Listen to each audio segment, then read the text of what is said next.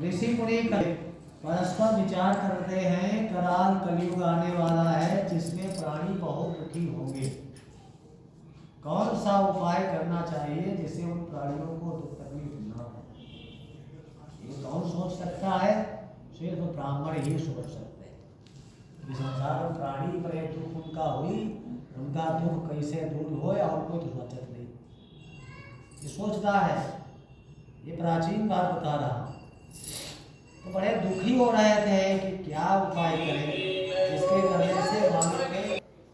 उसी समय एक और संत जी आए उनके बीच में, जिन्हें सूत जी के नाम से जाना जाता।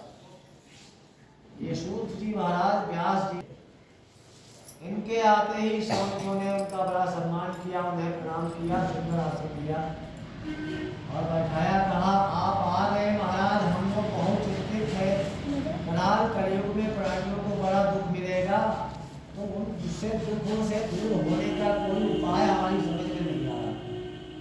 सो आप आ गए हैं, आप कोई उपाय बताएंगे जिससे मनुष्य कलयुग में पापों से मुक्त हो जाए, क्योंकि दुख होने का कारण पाप होते हैं।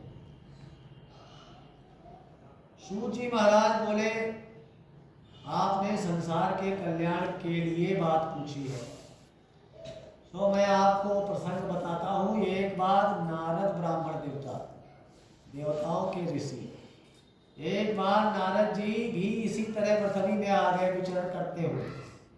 उन्होंने यहाँ वहाँ जिसका हालचाल पूछा, सभी लोगों ने कहा हमें महाराज ये दुख है, किसी ने कहा ये दुख है, हमें ये कष्ट है, हमें ये कष्ट है। नारद जी भी इसी प्रकार विचरण किए, तो धरती पर उनको कोई भी सुखी नहीं मिला।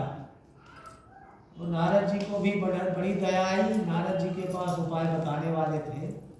बोले, सबसे हितैषी जगत के पालनहार भगवान नारायण है, मैं उन्हीं के पास चलकर उन्हीं से उपाय पूछता।